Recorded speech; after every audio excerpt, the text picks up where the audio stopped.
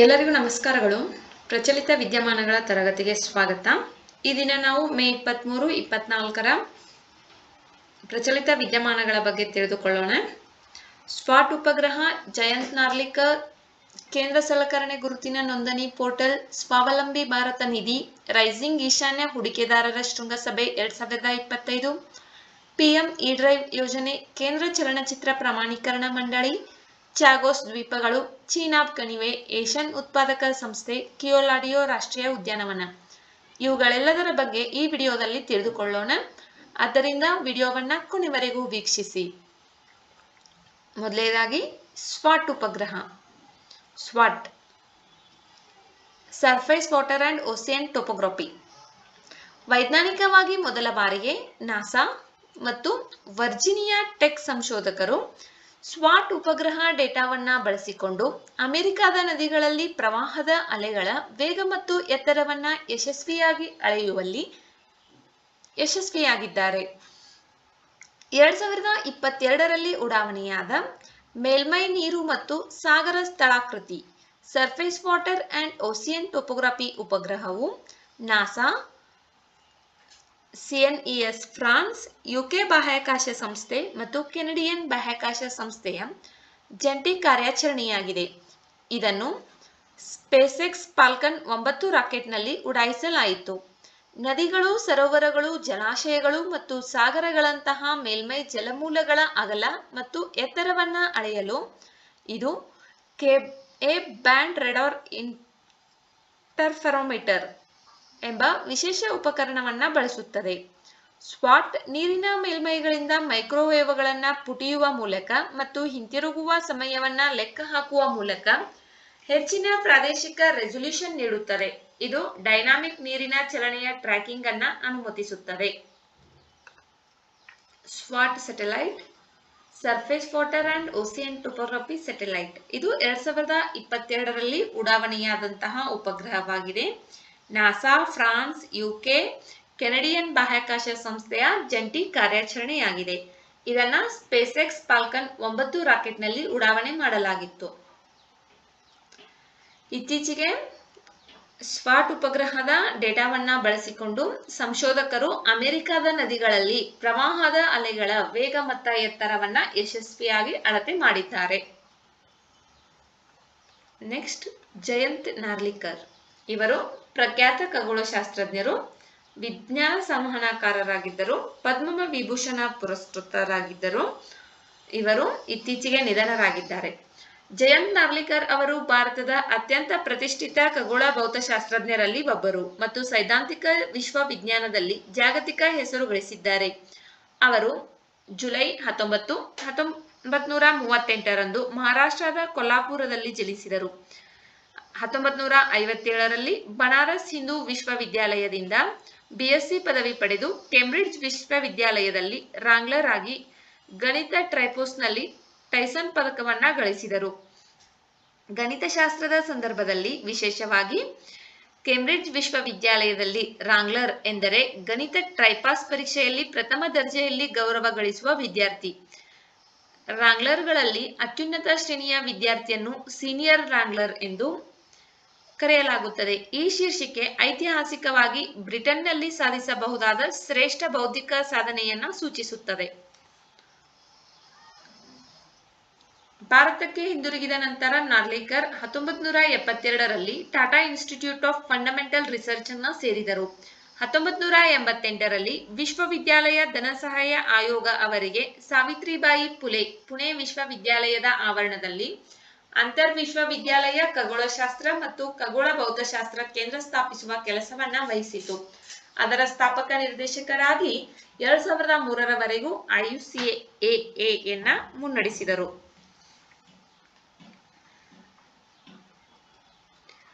ಅವರು 1994ರಿಂದ 97ರವರೆಗೆ ಅಂತಾರಾಷ್ಟ್ರೀಯ ಖಗೋಳ ಒಕ್ಕೂಟದ ವಿಶ್ವವಿಜ್ಞಾನ ಆಯೋಗದ ಅಧ್ಯಕ್ಷರಾಗಿ ಸೇವೆ ಸಲ್ಲಿಸಿದ್ದಾರೆ. ಡಾಕ್ಟರ್ ಜಯಂತ್ ಅವರು ಐನ್ಸ್ಟೈನರ ಸಾಮಾನ್ಯ ಸಾಪೇಕ್ಷತಾ ಸಿದ್ಧಾಂತಕ್ಕೆ ಪರ್ಯಾಯವಾದ ಹಾಯ್ಲ್-ನಾರ್ಲಿಕರ್ ಗುರುತ್ವಾಕರ್ಷಣೆಯ ಸಿದ್ಧಾಂತವನ್ನ ಅಭಿವೃದ್ಧಿಪಡಿಸಿದ್ದಕ್ಕಾಗಿ ಮತ್ತು ವ್ಯಾಪಕವಾಗಿ ಅಂಗೀಕರಿಸಲ್ಪಟ್ಟ ಬಿಗ್ ಬ್ಯಾಂಗ್ ಮಾದರಿಗೆ ದಿಟ್ಟ ಪ್ರತಿರೂಪವಾದ ಬ್ರಹ್ಮಾಂಡದ ಸ್ಥಿರ ಸ್ಥಿತಿ ಸಿದ್ಧಾಂತವನ್ನ ಪ್ರತಿಪಾದಿಸಿದ್ದಕ್ಕಾಗಿ ಹೆಸರುವಾಸಿಯಾಗಿದ್ದಾರೆ. ಹಾಯ್ಲ್ ನಾರ್ಲಿಕರ್ ಗುರುತ್ವಾಕರ್ಷಣೆಯ ಸಿದ್ಧಾಂತವು ಫ್ರೆಡ್ ಹಾಯ್ಲ್ ಮತ್ತು ಜಯಂತ್ ನಾರ್ಲಿಕರ್ ಅವರು ಪ್ರಸ್ತಾಪಿಸಿದ ಗುರುತ್ವಾಕರ್ಷಣೆಯ ಮಾದರಿಯಾಗಿದೆ. ಇದು ಬ್ರಹ್ಮಾಂಡದ ಸ್ಥಿರ ಸ್ಥಿತಿಯ ಮಾದರಿಗೆ ಹೊಂದಿಕೊಳ್ಳುತ್ತದೆ. ಈ ಸಿದ್ಧಾಂತವು ಬ್ರಹ್ಮಾಂಡವು ಸ್ಥಿರ ಸ್ಥಿತಿಯಲ್ಲಿದೆ ಎಂದು ಭಾವಿಸುತ್ತದೆ. ಅಂದರೆ ಬ್ರಹ್ಮಾಂಡವು ಕಾಲಾನಂತರದಲ್ಲಿ ಬದಲಾಗುವುದಿಲ್ಲ.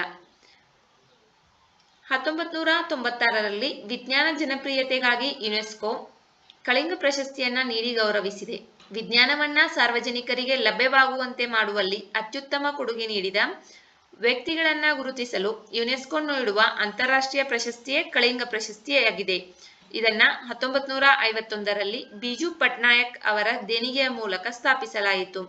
ಈ ಪ್ರಶಸ್ತಿಯನ್ನ ವಾರ್ಷಿಕವಾಗಿ ನೀಡಲಾಗುತ್ತದೆ. ಇದು $40,000 ನಗದು ಬಹುಮಾನ ಮತ್ತು ಯುನೆಸ್ಕೋ ಆಲ್ಬರ್ಟ್ ಐನ್ಸ್ಟೈನ್ ಬೆಳ್ಳಿ ಪದಕ ಮತ್ತು ಕಳಿಂಗ ಕುರ್ಚಿಯನ್ನ ಒಳಗೊಂಡಿದೆ. ವಿಜೇತರು ವಿಜ್ಞಾನಿಗಳು ಮತ್ತು ವಿಜ್ಞಾನ ಸಂವಹನಕಾರರೊಂದಿಗೆ ಸಂವಹನ ನಡೆಸಲು ಭಾರತಕ್ಕೆ ಪ್ರಯಾಣಿಸಲು ಆಹ್ವಾನವನ್ನು ಸಹ ಪಡೆಯುತ್ತಾರೆ.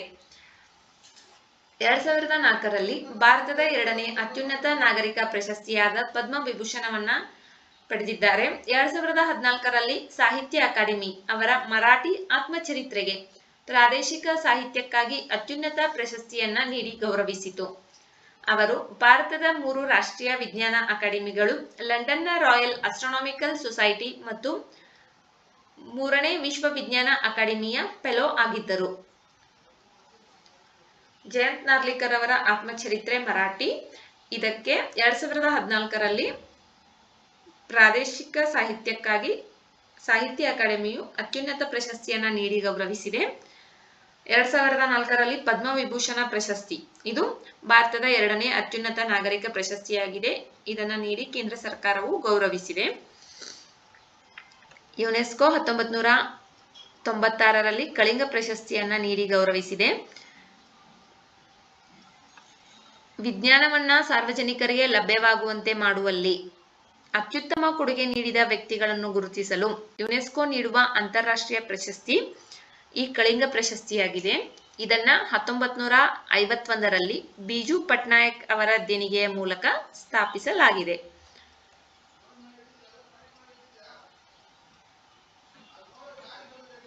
ಇವರು 1957ರಲ್ಲಿ ಬನಾರಸ್ ಹಿಂದೂ ವಿಶ್ವವಿದ್ಯಾಲಯದಿಂದ BSc ಪದವಿಯನ್ನ ಪಡೆದು ಕೇಂಬ್ರಿಡ್ಜ್ ವಿಶ್ವವಿದ್ಯಾಲಯದಲ್ಲಿ ರಾಂಗ್ಲರ್ ಆಗಿ ಗಣಿತ ಟ್ರಿಪೋಸ್ನಲ್ಲಿ ಟೈಸನ್ ಪದಕವನ್ನ ಗಳಿಸಿದ್ದಾರೆ. ರಾಂಗ್ಲರ್ ಎಂದರೆ ಗಣಿತ ಟ್ರೈಪಾಸ್ ಪರೀಕ್ಷೆಯನ್ನ ಪ್ರಥಮ ದರ್ಜೆಯಲ್ಲಿ ಪಾಸ್ ಮಾಡಿದಂತಹ ವಿದ್ಯಾರ್ಥಿಗಳು ಗಳಿಸುವ ಒಂದು ಗೌರವವಾಗಿದೆ. ರಾಂಗ್ಲರ್ಗಳಲ್ಲಿ ಅತ್ಯುನ್ನತ ಶ್ರೇಣಿಯ ವಿದ್ಯಾರ್ಥಿಗಳನ್ನ ಸೀನಿಯರ್ ರಾಂಗ್ಲರ್ ಎಂದು ಕರೆಯಲಾಗುತ್ತದೆ.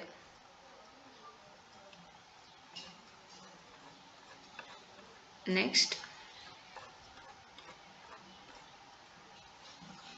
ಕೇಂದ್ರ ಸಲಕರಣೆ ಗುರುತಿನ ನೋಂದಣಿ portal, central equipment identity register portal CEIR.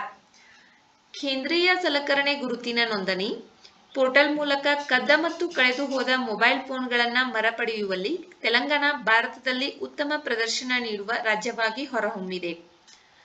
ಕಳೆದು ಹೋದ ಅಥವಾ ಕದ್ದ ಮೊಬೈಲ್ ಫೋನ್ಗಳನ್ನ ಪತ್ತೆ ಹಚ್ಚಲು ಸಂವಹನ ಸಚಿವಾಲಯದ ದೂರಸಂಪರ್ಕ ಇಲಾಖೆ DOT ಡಿಪಾರ್ಟ್ಮೆಂಟ್ ಆಫ್ ಟೆಲಿಕಮ್ಯುನಿಕೇಶನ್ಸ್ ಇದನ್ನ ಅಭಿವೃದ್ಧಿಪಡಿಸಿದೆ. ಇದು ಭಾರತದಲ್ಲಿ ಬಳಸಲಾಗುವ ಮತ್ತು ನೋಂದಾಯಿಸಲಾದ ಎಲ್ಲಾ ಮೊಬೈಲ್ ಫೋನ್ಗಳ ಕೇಂದ್ರ ಡೇಟಾಬೇಸ್ನಂತೆ ಕಾರ್ಯನಿರ್ವಹಿಸುತ್ತದೆ. ಇದು ಎಲ್ಲಾ ಅಂತಾರಾಷ್ಟ್ರೀಯ ಮೊಬೈಲ್ ಸಲಕರಣೆ ಗುರುತು IMEI international mobile equipment identity ಅಥವಾ electronic serial number ESN electronic serial number ಅನ್ನ ಒಳಗೊಂಡಿದೆ. IMEI international mobile equipment identity ಎಂಬುದು ಎಲ್ಲಾ ಹ್ಯಾಂಡ್ಸೆಟ್ಗಳಿಗೆ ಲಗತ್ತಿಸಲಾದ 15 ಅಂಕಿಯ ವಿಶಿಷ್ಟ ಸಂಖ್ಯೆಯಾಗಿದೆ. ಬಳಕೆದಾರರು ಪೋರ್ಟಲ್ನಲ್ಲಿ ವಿನಂತಿಸಿದ ಅಗತ್ಯವಿರುವ ಮಾಹಿತಿಯನ್ನು IMEI ಮತ್ತು FIR ಪ್ರತಿಯೊಂದಿಗೆ ಒದಗಿಸುವ ಮೂಲಕ ಸಾಧನಗಳನ್ನು ಟ್ರ್ಯಾಕ್ ಮಾಡಬಹುದು. ಸಲಕರಣೆ ಗುರುತಿನ ನೋಂದಣಿ ಡೇಟಾಬೇಸ್ನಲ್ಲಿರುವ ಪಟ್ಟಿಗಳು ಶ್ವೇತಪಟ್ಟಿ, ಇದು ನೆಟ್ವರ್ಕ್ ಅನ್ನ ಪ್ರವೇಶಿಸಲು ಅನುಮತಿಸಲಾದ ಎಲ್ಲ ಅಧಿಕೃತ IMEI ಸಂಖ್ಯೆಗಳನ್ನು ಒಳಗೊಂಡಿದೆ. ಬೂದುಪಟ್ಟಿ, ಇದು ಸಂಖ್ಯೆಯನ್ನ ಪತ್ತೆ ಹಚ್ಚಲು ವೀಕ್ಷಣೆಗಾಗಿ ಇರಿಸಲಾಗಿರುವ ಎಲ್ಲ ಅಧಿಕೃತ IMEI ಸಂಖ್ಯೆಗಳನ್ನು ಒಳಗೊಂಡಿದೆ. ಕಪ್ಪು ಪಟ್ಟಿ ಇದು ಸೆಲ್ಯುಲಾರ್ ನೆಟ್ವರ್ಕ್ನಲ್ಲಿ ನೋಂದಾಯಿಸಲು ನಿಷೇಧಿಸಲಾದ ಎಲ್ಲ ಅನಧಿಕೃತ IMEI ಸಂಖ್ಯೆಗಳನ್ನು ಒಳಗೊಂಡಿದೆ. ಕೇಂದ್ರ ಸಲಕರಣೆ ಗುರುತಿನ ನೋಂದಣಿಯ ಉದ್ದೇಶಗಳು ಮೊಬೈಲ್ ಕಳ್ಳತನವನ್ನ ನಿರುತ್ಸಾಹಗೊಳಿಸಿ, ಮೋಸದ ಮೊಬೈಲ್ ಮಾರುಕಟ್ಟೆಗಳನ್ನು ಗುರುತಿಸಿ ಮತ್ತು ಗ್ರಾಹಕರ ಹಿತಾಸಕ್ತಿಯನ್ನ ರಕ್ಷಿಸುವುದು ಇದರ ಉದ್ದೇಶವಾಗಿದೆ. ಕಳೆದು ಹೋದ, ಕದ್ದ ಅಥವಾ ಅಕ್ರಮ ಮೊಬೈಲ್ ಫೋನ್ಗಳು ನೆಟ್ವರ್ಕ್ಗಳನ್ನು ಗುರುತಿಸಲು ಮತ್ತು ನಿರ್ಬಂಧಿಸಲು ಡೇಟಾಬೇಸ್ ಅನ್ನ ಕೇಂದ್ರೀಕರಿಸುವುದು. ಸಿಮ್ ಕಾರ್ಡ್ಗಳನ್ನು ಬದಲಾಯಿಸಿದರೂ ಅಥವಾ ನಿಷ್ಕ್ರಿಯಗೊಳಿಸಿದರೂ ಸಹ ಕಳೆದು ಹೋದ ಅಥವಾ ಕಳುವಾದ ಮೊಬೈಲ್ ಫೋನ್ಗಳನ್ನು IMEI ಸಂಖ್ಯೆಗಳ ಮೂಲಕ ಪತ್ತೆ ಹಚ್ಚುವುದು ಕೇಂದ್ರ ಸಲಕರಣೆ ಗುರುತಿನ ನೋಂದಣಿಯ ಉದ್ದೇಶವಾಗಿದೆ. ಇದರಲ್ಲಿ ತೆಲಂಗಾಣ ರಾಜ್ಯ ಕಳೆದು ಹೋದಂತಹ ಅಥವಾ ಕದ್ದಂತಹ ಮೊಬೈಲ್ ಫೋನ್ಗಳನ್ನು ಪತ್ತೆ ಹಚ್ಚಿ ಅವುಗಳನ್ನ ಮೊಬೈಲ್ ಬಳಕೆದಾರರಿಗೆ ಹಿಂತಿರುಗಿಸುವಲ್ಲಿ ತೆಲಂಗಾಣ ರಾಜ್ಯ ಉತ್ತಮ ಪ್ರದರ್ಶನವನ್ನು ನೀಡುತ್ತಿದೆ. ಇದು ಕಳೆದು ಹೋದಂತಹ ಮೊಬೈಲ್ಗಳನ್ನ electronic serial number, international mobile equipment ಐಡೆಂಟಿಟಿಯಿಂದ ಪತ್ತೆ ಹಚ್ಚಬಹುದು. ಇಂಟರ್ನ್ಯಾಷನಲ್ ಮೊಬೈಲ್ ಇಕ್ವಿಪ್ಮೆಂಟ್ ಐಡೆಂಟಿಟಿ ಇದೇನಿದೆಯಲ್ಲ, ಇದು ಎಲ್ಲ ಹ್ಯಾಂಡ್ಸೆಟ್ಗಳಿಗೆ ಲಗತ್ತಿಸಲಾದಂತಹ 15 ಅಂಕಿಯ ವಿಶಿಷ್ಟ ಸಂಖ್ಯೆಯಾಗಿದೆ. ನೆಕ್ಸ್ಟ್, ಸ್ವಾವಲಂಬಿ ಭಾರತ ನಿಧಿ, self reliant India fund, SRI ನಿಧಿ ಎಂದು ಕರೆಯಲ್ಪಡುವ ಸ್ವಾವಲಂಬಿ ಭಾರತ ನಿಧಿಯು ಸೂಕ್ಷ್ಮ, ಸಣ್ಣ ಮತ್ತು ಮಧ್ಯಮ ಉದ್ಯಮಗಳಿಗೆ MSME, micro, small and medium enterprises equity ನಿಧಿಯನ್ನ ಒದಗಿಸುವ ಮೂಲಕ ಅವುಗಳನ್ನು ದೊಡ್ಡ ವ್ಯವಹಾರಗಳಾಗಿ ಬೆಳೆಯಲು ಸಹಾಯ ಮಾಡುತ್ತದೆ. ನಿಧಿಯ ಒಟ್ಟು ಗಾತ್ರ 50,000 ರೂಪಾಯಿ ಕೋಟಿ. ಇದರಲ್ಲಿ 10,000 ಕೋಟಿ ರೂಪಾಯಿಗಳು ಭಾರತ ಸರ್ಕಾರದಿಂದ ಬರುತ್ತದೆ. 40,000 ಕೋಟಿ ರೂಪಾಯಿಗಳು ಖಾಸಗಿ ಷೇರು ಮತ್ತು ಸಾಹಸೋದ್ಯಮ ಬಂಡವಾಳ ಹೂಡಿಕೆದಾರರಿಂದ ಸಂಗ್ರಹಿಸಲಾಗುತ್ತದೆ. SRI ನಿಧಿಯು ಇಕ್ವಿಟಿ ಅಥವಾ ಅರೆ ಇಕ್ವಿಟಿ ಸಾಧನೆಗಳ ಮೂಲಕ MSMEಗಳಲ್ಲಿ ಹೂಡಿಕೆ ಮಾಡಲು ತಾಯಿ ನಿಧಿ ಮತ್ತು ಮಗಳು ನಿಧಿ ಮಾದರಿಯನ್ನ ಬಳಸುತ್ತದೆ. ಇದನ್ನ ಸೆಕ್ಯೂರಿಟೀಸ್ ಮತ್ತು ಎಕ್ಸ್ಚೇಂಜ್ ಬೋರ್ಡ್ ಆಫ್ ಇಂಡಿಯಾ SEBIಯಲ್ಲಿ ನೋಂದಾಯಿಸಲಾದ ವರ್ಗ 2 ಪರ್ಯಾಯ ಹೂಡಿಕೆ ನಿಧಿ alternative investment fund NSIC venture capital fund limited ಕಾರ್ಯನಿರ್ವಹಿಸುತ್ತದೆ.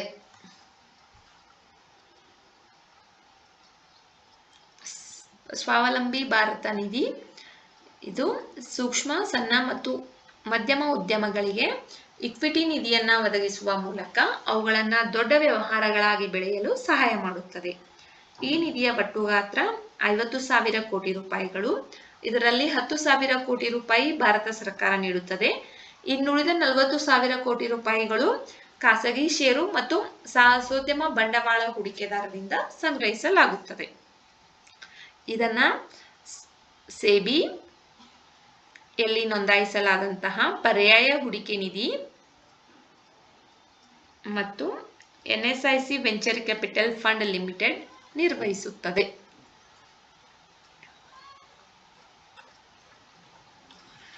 ನೆಕ್ಸ್ಟ್, ರೈಸಿಂಗ್ ಈಶಾನ್ಯ ಹೂಡಿಕೆದಾರರ ಶೃಂಗಸಭೆ 2025, rising north east investor summit 2025. ಪ್ರಧಾನಿ ನರೇಂದ್ರ ಮೋದಿ ಅವರು ನವದೆಹಲಿಯಲ್ಲಿ ರೈಸಿಂಗ್ ಈಶಾನ್ಯ ಹೂಡಿಕೆದಾರರ ಶೃಂಗಸಭೆಯನ್ನ ಉದ್ಘಾಟಿಸಿ ಭಯೋತ್ಪಾದನೆ ಮತ್ತು ಮಾವೋವಾದಿ ಅಶಾಂತಿಯ ಬಗ್ಗೆ ಶೂನ್ಯ ಸಹಿಷ್ಣುತೆಯನ್ನ ಒತ್ತಿ ಹೇಳಿದರು.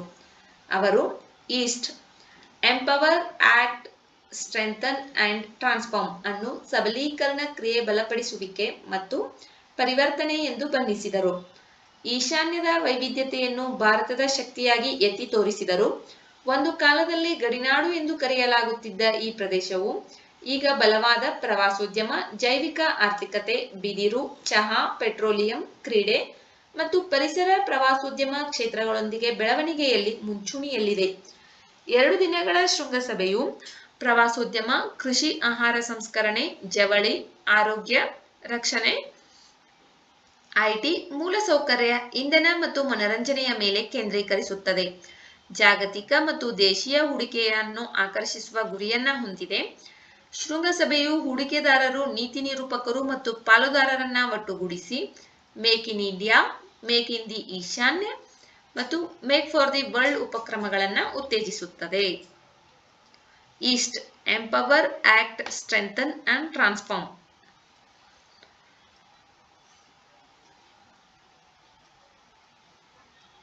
ಇದು ಈಶಾನ್ಯ ರೈಸಿಂಗ್ ಈಶಾನ್ಯ ಹೂಡಿಕೆದಾರರ ಶೃಂಗಸಭೆ 2025 ನವದೆಹಲಿಯಲ್ಲಿ ನಡೆದಿದೆ. Make in India, make in the ಈಶಾನ್ಯ ಮತ್ತು ಮೇಕ್ ಫಾರ್ ದಿ ವರ್ಲ್ಡ್ ಉಪಕ್ರಮಗಳನ್ನು ಈ ಶೃಂಗಸಭೆಯು ಉತ್ತೇಜಿಸುತ್ತದೆ. ನೆಕ್ಸ್ಟ್, PM E-ಡ್ರೈವ್ ಯೋಜನೆ.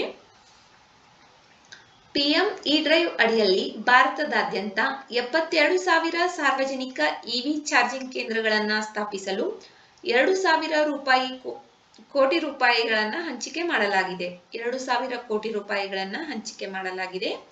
PM E-ಡ್ರೈವ್ ಪ್ರಧಾನಮಂತ್ರಿ ಎಲೆಕ್ಟ್ರಿಕ್ ಡ್ರೈವ್ ರೆವಲ್ಯೂಷನ್ ಇನ್ ಇನೋವೇಟಿವ್ ವೆಹಿಕಲ್ಸ್ ಎನ್ಹಾನ್ಸ್ಮೆಂಟ್ ಯೋಜನೆಯು ಭಾರತದಲ್ಲಿ ಬೇಡಿಕೆ, ಪ್ರೋತ್ಸಾಹ ಮತ್ತು ಚಾರ್ಜಿಂಗ್ ಮೂಲಸೌಕರ್ಯ ಬೆಂಬಲದ ಮೂಲಕ ವಿದ್ಯುತ್ ಚಲನಶೀಲತೆಯನ್ನು ವೇಗಗೊಳಿಸಲು ಪ್ರಾರಂಭಿಸಲಾದ ಒಂದು ಪ್ರಮುಖ ಉಪಕ್ರಮವಾಗಿದೆ. ಇದು ಸಾರಿಗೆ ಸಂಬಂಧಿತ ಇಂಗಾಲದ ಹೊರಸೂಸುವಿಕೆಯನ್ನು ಕಡಿಮೆ ಮಾಡುವುದು, ಗಾಳಿಯ ಗುಣಮಟ್ಟವನ್ನು ಸುಧಾರಿಸುವುದು ಮತ್ತು ಪಳೆಯುಳಿಕೆ ಇಂಧನ ಅವಲಂಬನೆಯನ್ನು ಕಡಿಮೆ ಮಾಡುವ ಮೂಲಕ ಇಂಧನ ಸುರಕ್ಷತೆಯನ್ನು ಹೆಚ್ಚಿಸುವ ಗುರಿಯನ್ನು ಹೊಂದಿದೆ. ವಿದ್ಯುತ್ ಚಾಲಿತ ವಾಹನಗಳ ಖರೀದಿಯನ್ನು ಬೆಂಬಲಿಸುವ ಮೂಲಕ ವಿದ್ಯುತ್ ಚಾಲಿತ ವಾಹನಗಳ ಅಳವಡಿಕೆಯನ್ನು ಉತ್ತೇಜಿಸುವುದು.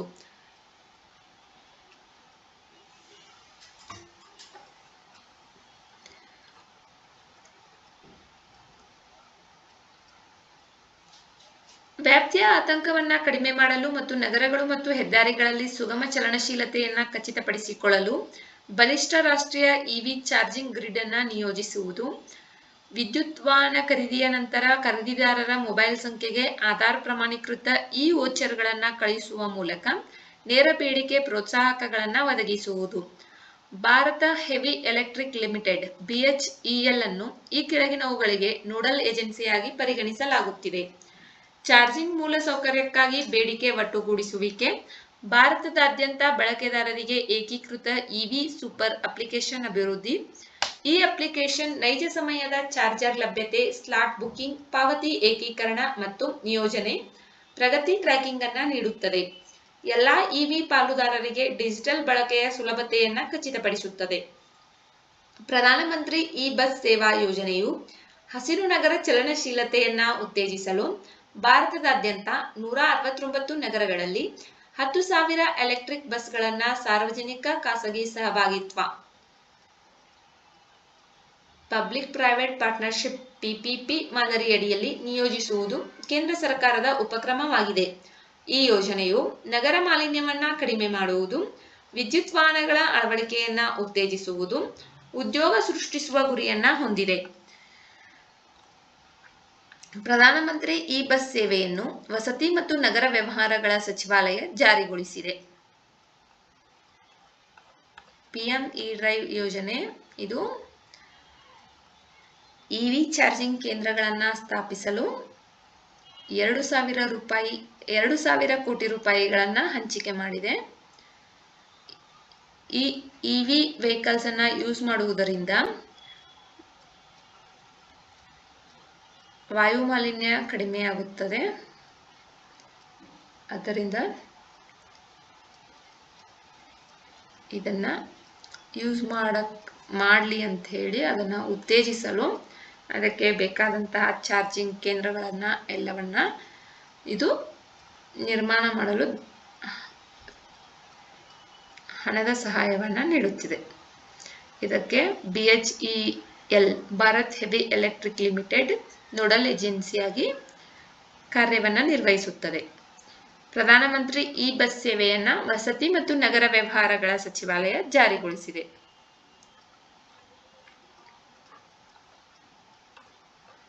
Next, central board of film certification CBFC ಕೇಂದ್ರ ಚಲನಚಿತ್ರ ಪ್ರಮಾಣೀಕರಣ ಮಂಡಳಿ. ಜಾತಿ ಸಂಬಂಧಿತ ಸಂಭಾಷಣೆಗಳು ಮತ್ತು ರಾಜಕೀಯವಾಗಿ ಪ್ರತಿಧ್ವನಿಸುವ ವಿಷಯಗಳಿಗಾಗಿ ಕೇಂದ್ರ ಚಲನಚಿತ್ರ ಪ್ರಮಾಣೀಕರಣ ಮಂಡಳಿ ಒಂದು ಚಿತ್ರವನ್ನು ಬಿಡುಗಡೆಗೆ ಅನುಮೋದಿಸುವ ಮೊದಲು 16 ಕಡಿತಗಳಿಗೆ ಒಳಪಡಿಸಿತು. ಕೇಂದ್ರ ಚಲನಚಿತ್ರ ಪ್ರಮಾಣೀಕರಣ ಮಂಡಳಿ ಭಾರತ ಸರ್ಕಾರದ ಮಾಹಿತಿ ಮತ್ತು ಪ್ರಸಾರ ಸಚಿವಾಲಯದ ಅಡಿಯಲ್ಲಿ ಕಾರ್ಯನಿರ್ವಹಿಸುವ ಶಾಸನಬದ್ಧ ಸಂಸ್ಥೆಯಾಗಿದೆ. ಅದನ್ನು ಸಾಮಾನ್ಯವಾಗಿ ಸೆನ್ಸಾರ್ ಮಂಡಳಿ ಎಂದು ಕರೆಯಲಾಗುತ್ತದೆ. ಇದು ಪ್ರಮಾಣೀಕರಣ ಪ್ರಾಧಿಕಾರವಾಗಿ ಕಾರ್ಯನಿರ್ವಹಿಸುತ್ತದೆ. ಸಿಬಿಎಫ್ಸಿ ಸಿನಿಮಾಟೋಗ್ರಾಫ್ ಕಾಯ್ದೆ 1952, ಸಿನಿಮಾಟೋಗ್ರಾಫ್ ನಿಯಮಗಳು 1983 ಮತ್ತು ಕೇಂದ್ರ ಸರ್ಕಾರ ಹೊರಡಿಸಿದ ಮಾರ್ಗಸೂಚಿಗಳ ಅಡಿಯಲ್ಲಿ ಕಾರ್ಯನಿರ್ವಹಿಸುತ್ತದೆ. ಭಾರತದಲ್ಲಿ ಚಲನಚಿತ್ರಗಳ ಸಾರ್ವಜನಿಕ ಪ್ರದರ್ಶನವನ್ನು ನಿಯಂತ್ರಿಸುವ ಜವಾಬ್ದಾರಿ ಸಿಬಿಎಫ್ಸಿಯದ್ದಾಗಿದೆ. ಸಿಬಿಎಫ್ಸಿ ಪ್ರಮಾಣೀಕರಣವಿಲ್ಲದೆ ಯಾವುದೇ ಚಲನಚಿತ್ರವನ್ನು ಭಾರತದಲ್ಲಿ ಸಾರ್ವಜನಿಕವಾಗಿ ಪ್ರದರ್ಶಿಸಲಾಗುವುದಿಲ್ಲ. ಸಿಬಿಎಫ್ಸಿಯು ಅಧ್ಯಕ್ಷರ ನೇತೃತ್ವದಲ್ಲಿದ್ದು ಕೇಂದ್ರ ಸರ್ಕಾರದಿಂದ 12 ರಿಂದ 25 ಸದಸ್ಯರನ್ನ ನೇಮಿಸಲಾಗುತ್ತದೆ. ಮಂಡಳಿಯು ಮುಂಬೈ, ಕೋಲ್ಕತ್ತಾ, ಚೆನ್ನೈ, ಬೆಂಗಳೂರು, ತಿರುವನಂತಪುರಂ, ಹೈದರಾಬಾದ್, ನವದೆಹಲಿ, ಕಟಕ್, ಗುವಾಹಟಿಯಲ್ಲಿ 9 ಪ್ರಾದೇಶಿಕ ಕಚೇರಿಗಳ ಮೂಲಕ ಕಾರ್ಯನಿರ್ವಹಿಸುತ್ತದೆ. ಚಲನಚಿತ್ರ ಪರೀಕ್ಷೆಯು ಸಲಹಾ ಸಮಿತಿಗಳಿಂದ ಸಲಹೆಯನ್ನು ಪಡೆಯುತ್ತದೆ. ಇದರ ಸದಸ್ಯರು ಸರ್ಕಾರದಿಂದ 2 ವರ್ಷಗಳ ಅವಧಿಗೆ ವಿವಿಧ ಹಿನ್ನೆಲೆಗಳಿಂದ ನಾಮನಿರ್ದೇಶನಗೊಳ್ಳುತ್ತಾರೆ. ಸಿಬಿಎಫ್ಸಿಯು ಇದು ಅಧ್ಯಕ್ಷರ ನೇತೃತ್ವದಲ್ಲಿದ್ದು ಕೇಂದ್ರ ಸರ್ಕಾರ ಇದಕ್ಕೆ 12 ರಿಂದ 25 ಜನ ಸದಸ್ಯರನ್ನ ನೇಮಿಸುತ್ತದೆ. ಇದು ಮುಂಬೈ, ಕಲ್ಕತ್ತಾ, ಚೆನ್ನೈ, ಬೆಂಗಳೂರು, ತಿರುವನಂತಪುರಂ, ಹೈದರಾಬಾದ್, ನವದೆಹಲಿ, ಕಟಕ್, ಗುವಾಹಟಿಯಲ್ಲಿ 9 ಪ್ರಾದೇಶಿಕ ಕಚೇರಿಗಳನ್ನ ಹೊಂದಿದೆ.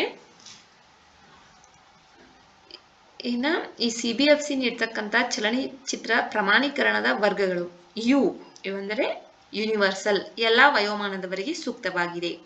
U/A 12 ವರ್ಷದೊಳಗಿನ ಮಕ್ಕಳಿಗೆ ಪೋಷಕರ ಮಾರ್ಗದರ್ಶನದೊಂದಿಗೆ ಸಾರ್ವತ್ರಿಕವಾಗಿ ಪ್ರದರ್ಶನವನ್ನ ಮಾಡಬಹುದು. A ಅಡಲ್ಟ್, ವಯಸ್ಕರಿಗೆ ಮಾತ್ರ. S ವಿಶೇಷ ವರ್ಗಗಳಿಗೆ ಸೀಮಿತವಾಗಿದೆ. ಉದಾಹರಣೆ ವೈದ್ಯರು, ರೈತರು ಇವರಿಗೆ ಸೀಮಿತವಾಗಿದೆ ಅಂತ.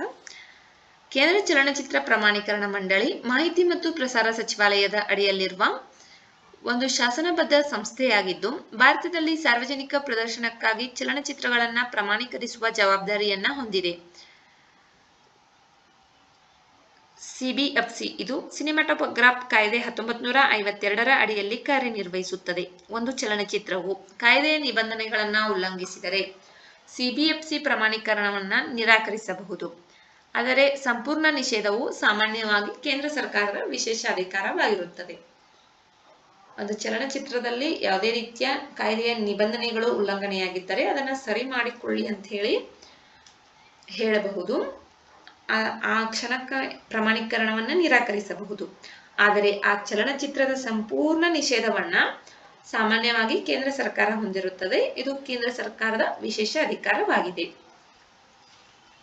ಇದು ನೋಡ್ರಿ, ಫಿಲ್ಮ್ ಸ್ಟಾರ್ಟ್ ಆದ ಕೂಡಲೇ ಅದರ ಸರ್ಟಿಫಿಕೇಟ್ ತೋರಿಸ್ತಾರಲ್ಲ, ಅದರಲ್ಲಿ U/A ಅಂತ ಇರ್ತಾವ. ಅದರ ಬಗ್ಗೆ U ಅಂದ್ರೆ ಯೂನಿವರ್ಸಲ್, ಎಲ್ಲಾ ವಯೋಮಾನದವರು ನೋಡಬಹುದು. U/A ಅಂದ್ರೆ 12 ವರ್ಷದೊಳಗಿನ ಮಕ್ಕಳು ಪೋಷಕರ ಮಾರ್ಗದರ್ಶನದೊಂದಿಗೆ ಸಾರ್ವತ್ರಿಕವಾಗಿ ನೋಡಬಹುದು. A ಅಂದರೆ ವಯಸ್ಕರಿಗೆ ಮಾತ್ರ. S ಅಂದರೆ ವಿಶೇಷ ವರ್ಗಗಳಿಗೆ ಸೀಮಿತವಾಗಿದೆ ಅಂತ.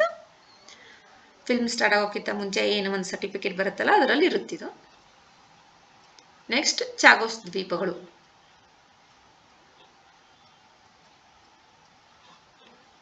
ಚಾಗೋಸ್ ಐಸ್ಲ್ಯಾಂಡ್ ಇಲ್ಲಿದೆ ನೋಡಿ.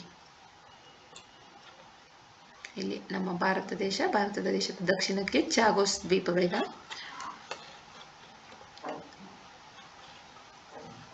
ಡಿಯಾಗೋ ಗಾರ್ಸಿಯಾ ಹವಳ ದ್ವೀಪ ಸೇರಿದಂತೆ ಚಾಗೋಸ್ ದ್ವೀಪಗಳ ಸಾರ್ವಭೌಮತ್ವವನ್ನು ಮಾರಿಷಸ್ಗೆ ಹಿಂದಿರುಗಿಸುವ ಯುನೈಟೆಡ್ ಕಿಂಗ್ಡಮ್ ನಿರ್ಧಾರವನ್ನ ಭಾರತವು ಇತ್ತೀಚೆಗೆ ಸ್ವಾಗತಿಸಿದೆ. ಚಾಗೋಸ್ ದ್ವೀಪಗಳು ಭಾರತದ ದಕ್ಷಿಣ ತುದಿಯಿಂದ ಸುಮಾರು 1600 ಕಿಲೋಮೀಟರ್ ದಕ್ಷಿಣಕ್ಕೆ ಮಧ್ಯ ಹಿಂದೂ ಮಹಾಸಾಗರದಲ್ಲಿವೆ. ಈ ದ್ವೀಪಗಳು ನವೆಂಬರ್ 8, 1965 ಬ್ರಿಟಿಷ್ ಸಾಗರೋತ್ತರ ಪ್ರದೇಶವಾಗಿದೆ. ಗುಂಪಿನ ಪ್ರಮುಖ ದ್ವೀಪಗಳಲ್ಲಿ ಡಿಯಾಗೋ ಗಾರ್ಸಿಯಾ, ಡೇಂಜರ್ ದ್ವೀಪ, ಎಗ್ಮಾಂಟಾ ದ್ವೀಪಗಳು, ಈಗಲ್ ದ್ವೀಪಗಳು, ನೆಲ್ಸನ್ ದ್ವೀಪ, ಪೆರೋಸ್ ಬ್ಯಾನೋಸ್, 3 ಬ್ರದರ್ಸ್ ಮತ್ತು ಸೊಲೊಮನ್ ದ್ವೀಪಗಳು ಸೇರಿವೆ.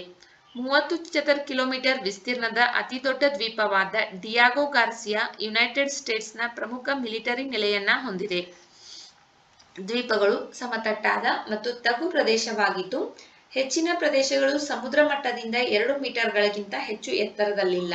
ಯಾವುದೇ ನದಿಗಳು ಅಥವಾ ಸರೋವರಗಳನ್ನ ಹೊಂದಿಲ್ಲ. ಅವು ಹೆಚ್ಚಿನ ಶಾಖ ಮತ್ತು ಆರ್ದ್ರತೆಯೊಂದಿಗೆ ಉಷ್ಣವಲಯದ ಸಮುದ್ರ ಹವಾಮಾನವನ್ನ ಅನುಭವಿಸುತ್ತವೆ. ಇದು ಚಾಗೋಸ್ ದ್ವೀಪ.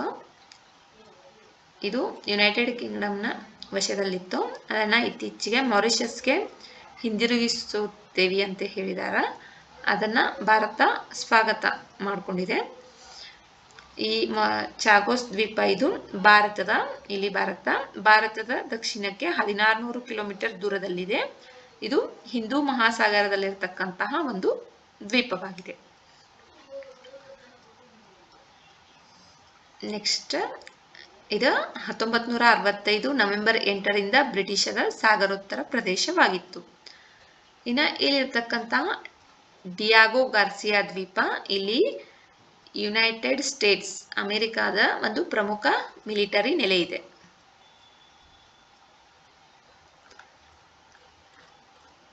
ನೆಕ್ಸ್ಟ್, ಚೀನಾಬ್ ಕಣಿವೆ. ಚೀನಾಬ್ ಕಣಿವೆಯು ಕಿಶ್ತ್ವಾರ್ ಜಿಲ್ಲೆಯಲ್ಲಿ ಅಡಗಿದ್ದ ಭಯೋತ್ಪಾದಕರ ಗುಂಪಿನ ವಿರುದ್ಧ ಭದ್ರತಾ ಪಡೆಗಳು ನಡೆಸಿದ ಪ್ರಮುಖ ಭಯೋತ್ಪಾದನಾ ನಿಗ್ರಹ ಕಾರ್ಯಾಚರಣೆಯಲ್ಲಿ ಒಬ್ಬ ಯೋಧ ಸಾವನ್ನಪ್ಪಿದ್ದಾರೆ. ಆದ್ದರಿಂದ ಚೀನಾಬ್ ಕಣಿವೆ ಸುದ್ದಿಯಲ್ಲಿದೆ. ಚೀನಾಬ್ ಕಣಿವೆ ಅಥವಾ ಚೀನಾಬ್ ಪ್ರದೇಶ ಎಂದು ಕರೆಯಲ್ಪಡುವ ಚೇನಾಬ್ ಕಣಿವೆ ಜಮ್ಮು ಮತ್ತು ಕಾಶ್ಮೀರದ ಜಮ್ಮು ವಿಭಾಗದ ಕಿಶ್ತ್ವಾರ್, ದೋಡಾ ಮತ್ತು ರಾಂಬನ್ ಪ್ರದೇಶದ ಮೂಲಕ ಹರಿಯುವ ಚೀನಾಬ್ ನದಿಯ ನದಿ ಕಣಿವೆಯಾಗಿದೆ.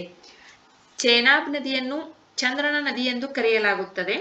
ಆಳವಾದ ಕಮರಿಗಳು, ಹಚ್ಚ ಹಸಿರಿನ ಹುಲ್ಲುಗಾವಲುಗಳು ಮತ್ತು ಹರಿಯುವ ನದಿಗಳು ಚೇನಾಬ್ ಕಣಿವೆಯನ್ನ ವ್ಯಾಖ್ಯಾನಿಸುವ ಸುಂದರವಾದ ಭೂದೃಶ್ಯವನ್ನ ರೂಪಿಸುತ್ತವೆ. ಇದು 11,885 ಚದರ ಕಿಲೋಮೀಟರ್ ವಿಸ್ತೀರ್ಣವನ್ನ ಒಳಗೊಂಡಿದೆ. ಚೇನಾಬ್ ಕಣಿವೆಯ ಜನರನ್ನ ಚೇನಾಬಿ ಎಂದು ಕರೆಯಲಾಗುತ್ತದೆ. ಈ ಪ್ರದೇಶವು ಜನಾಂಗೀಯ ಗುಂಪುಗಳ ಸಮೂಹವಾಗಿದ್ದು, ಕಾಶ್ಮೀರಿ, ಗೋಜ್ರಿ, ಬದೇವ್ರಾಹಿ, ಸರಜಿ, ಕಿಶ್ತ್ವಾರಿ ಮತ್ತು ಪದಾರಿ ಸೇರಿದಂತೆ ಬಹುಭಾಷೆಗಳನ್ನ ಮಾತನಾಡುತ್ತಾರೆ. ಇದು ಬದೇರ್ವಾ, ಜೈ ವ್ಯಾಲಿ, ಪಾದ್ರಿ ಪಾಸ್, ಸಿಂತನ್ ಟಾಪ್, ಲಾಲ್ ಡ್ರಾಮನ್ ಮತ್ತು ಜಂತ್ರುನ್ ದಾರ್ ನಂತಹ ಹಲವಾರು ಪ್ರವಾಸಿ ಆಕರ್ಷಣೆಗಳಿಗೆ ನೆಲೆಯಾಗಿದೆ. ಇದು ಜಲವಿದ್ಯುತ್ ಸಾಮರ್ಥ್ಯವನ್ನ ಬಗ್ಲಿಹಾರ ಅಣೆಕಟ್ಟು, ದುಲ್ಹಸ್ತಿಯ ಅಣೆಕಟ್ಟು ಮತ್ತು ಸಲಾಲ್ ಅಣೆಕಟ್ಟುಗಳಂತಹ ಗಮನಾರ್ಹ ಅಣೆಕಟ್ಟುಗಳು ಬಳಸಿಕೊಳ್ಳುತ್ತವೆ. ಈ ಪ್ರದೇಶವು ರಾಷ್ಟ್ರೀಯ ಹೆದ್ದಾರಿ 244ರ ಮೂಲಕ ಹಾದು ಹೋಗುತ್ತದೆ. ಚೇನಾಬ್ ನದಿ ಕಣಿವೆ ಇದು ಕಿಶ್ತ್ವಾರ, ದೋಡಾ ಮತ್ತು ರಾಂಬನ್ ಜಿಲ್ಲೆಗಳಲ್ಲಿ ಕಂಡು ಬರುವಂತಹ ಚೇನಾಬ್ ನದಿಯ ನದಿ ಕಣಿವೆಯಾಗಿದೆ. ಚೇನಾಬ್ ನದಿಯನ್ನ ಚಂದ್ರನ ನದಿ ಎಂದು ಕರೆಯಲಾಗುತ್ತದೆ.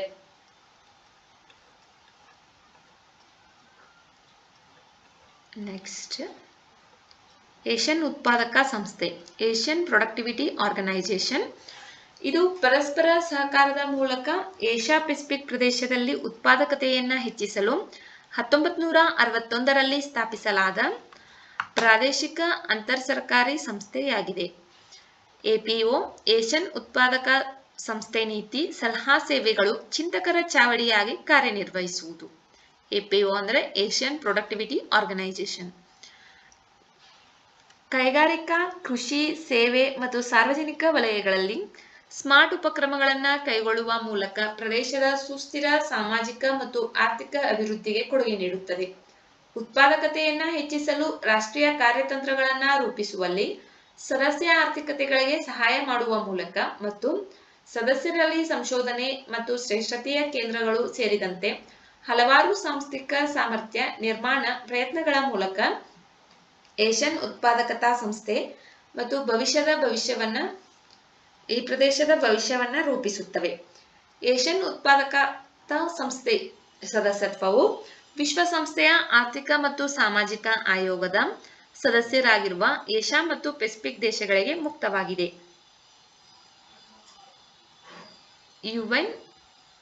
ಯುಎನ್ಇಎಸ್ಎಪಿ United Nations Economic and Social Commission for Asia and the Pacific. ಪ್ರಸ್ತುತ ಸದಸ್ಯತ್ವವು 21 ಆರ್ಥಿಕ ರಾಷ್ಟ್ರಗಳಾಗಿದ್ದು ಬಾಂಗ್ಲಾದೇಶ್, ಕಾಂಬೋಡಿಯಾ, ಚೀನಾ ಗಣರಾಜ್ಯ, Fiji, Hong Kong, Bharat, Indonesia, Islamic ಗಣರಾಜ್ಯ, ಇರಾನ್, ಜಪಾನ್, ಕೊರಿಯಾ ಗಣರಾಜ್ಯ, Lao, PDR, Malaysia, Mongolia, Nepal, Pakistan, Philippines, Singapore, Sri Lanka, Thailand, Turkey ಮತ್ತು ವಿಯೆಟ್ನಾಂಗಳನ್ನು ಒಳಗೊಂಡಿದೆ. ಏಷ್ಯನ್ ಉತ್ಪಾದಕತಾ ಸಂಸ್ಥೆ ಜ್ಞಾನ, ಮಾಹಿತಿ ಮತ್ತು ಅನುಭವವನ್ನು ಹಂಚಿಕೊಳ್ಳುವ ಮೂಲಕ ಪರಸ್ಪರ ಸಹಕಾರದ ಮನೋಭಾವದಲ್ಲಿ ತಮ್ಮ ಉತ್ಪಾದಕತಾ ಚಾಲನೆಯಲ್ಲಿ ಪರಸ್ಪರ ಬೆಂಬಲಿಸುತ್ತವೆ ಮತ್ತು ಗೊತ್ತುಪಡಿಸಿದ ರಾಷ್ಟ್ರೀಯ ಉತ್ಪಾದಕತಾ ಸಂಸ್ಥೆಗಳ ಮೂಲಕ ಎಪಿಒನೊಂದಿಗೆ ಸಮನ್ವಯ ಸಾಧಿಸುತ್ತವೆ. ಆಡಳಿತ ಮಂಡಳಿಯು ಏಷ್ಯನ್ ಉತ್ಪಾದಕತಾ ಸಂಸ್ಥೆಯ ಅತ್ಯುನ್ನತ ನಿರ್ಧಾರ ತೆಗೆದುಕೊಳ್ಳುವ ಪ್ರಾಧಿಕಾರವಾಗಿದ್ದು ವಾರ್ಷಿಕವಾಗಿ ಸಭೆ ಸೇರುತ್ತದೆ. ಪ್ರಧಾನ ಕಚೇರಿ ಟೋಕಿಯೋ, ಜಪಾನ್ನಲ್ಲಿದೆ. ಎಪಿಒದ ಪ್ರಧಾನ ಕಚೇರಿ ಜಪಾನ್ನ ಟೋಕಿಯೋದಲ್ಲಿದೆ. ಇದು 1961ರಲ್ಲಿ ಸ್ಥಾಪಿಸಲಾಗಿದೆ. ಇದೊಂದು ಪ್ರಾದೇಶಿಕ ಅಂತರ್ ಸರ್ಕಾರಿ ಸಂಸ್ಥೆಯಾಗಿದೆ. ಇದರಲ್ಲಿ 21 ರಾಷ್ಟ್ರಗಳು ಸದಸ್ಯತ್ವವನ್ನು ಪಡೆದುಕೊಂಡಿವೆ.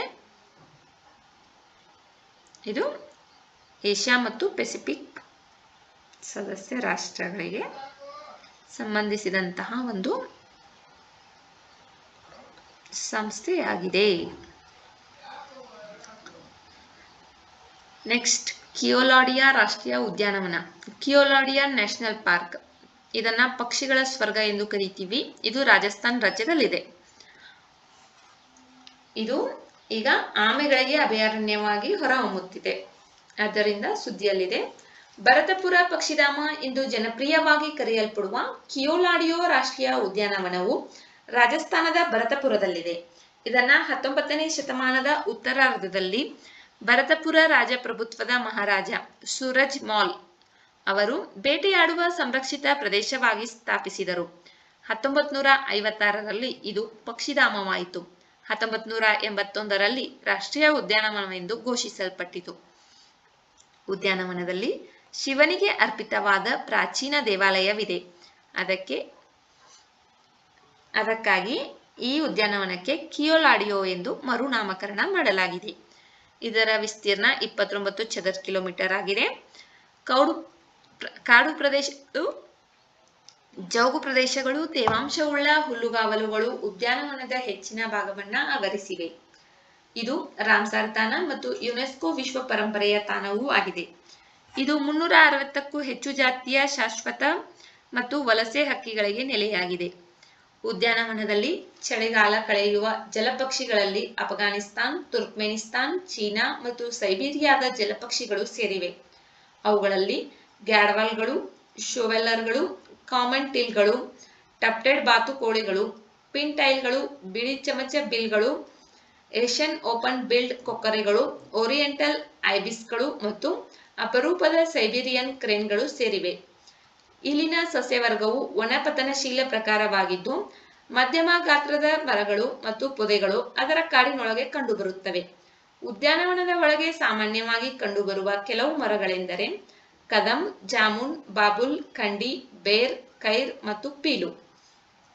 ಈ ಉದ್ಯಾನವನವು ಹೆಬ್ಬಾವುಗಳು, ಇತರ ಹಾವುಗಳು, ಜಿಂಕೆಗಳು, ಸಾಂಬಾರ್ಗಳು, ಕೃಷ್ಣಮೃಗಗಳು, ನರಿಗಳು, ಮಾನಿಟರ್ ಹಲ್ಲಿಗಳು ಮತ್ತು ಮೀನುಗಾರರ ಬೆಕ್ಕು ಸೇರಿದಂತೆ ಹಲವಾರು ಸಸ್ತನಿಗಳು ಮತ್ತು ಸರೀಸೃಪಗಳಿಗೆ ನೆಲೆಯಾಗಿದೆ. ಕಿಯೋಲಾಡಿಯಾ ನ್ಯಾಷನಲ್ ಪಾರ್ಕ್ ಇದು ಪಕ್ಷಿಗಳ ಸ್ವರ್ಗ ಎಂದು ಕರೆಯಲಾಗುತ್ತದೆ. ಇದು ಇತ್ತೀಚೆಗೆ ಆಮೆಗಳಿಗೂ ಕೂಡ ಆಶ್ರಯವನ್ನ ನೀಡುತ್ತಿದೆ. ಇದು ಆಮೆಯ ಅಭಯಾರಣ್ಯವಾಗಿ ಹೊರಹೊಮ್ಮುತ್ತಿದೆ. ಇದು ರಾಜಸ್ಥಾನ್ ಜಿಲ್ಲೆಯ ಭರತಪುರದಲ್ಲಿದೆ. ವಿಡಿಯೋ ನೋಡಿದ್ದಕ್ಕಾಗಿ ಧನ್ಯವಾದಗಳು. ವಿಡಿಯೋದಲ್ಲಿರುವ ಮಾಹಿತಿ ಉಪಯುಕ್ತವೆನಿಸಿದರೆ ವಿಡಿಯೋಗೆ ಒಂದು ಲೈಕ್ ಮಾಡಿ. ಮತ್ತಷ್ಟು ಮಾಹಿತಿಗಾಗಿ ನಮ್ಮ ಚಾನೆಲ್ನಲ್ಲಿರುವ ವಿಡಿಯೋಗಳನ್ನು ವೀಕ್ಷಿಸಿ. ಮುಂಬರುವ ವಿಡಿಯೋಗಳು ಮತ್ತು ಮಾಹಿತಿಗಾಗಿ ನಮ್ಮ ಚಾನೆಲ್ ಅನ್ನು ಸಬ್ಸ್ಕ್ರೈಬ್ ಮಾಡಿಕೊಳ್ಳಿ. ನಿಮ್ಮ ಸ್ನೇಹಿತರೊಂದಿಗೆ ಹಂಚಿಕೊಳ್ಳಿ. Thank you.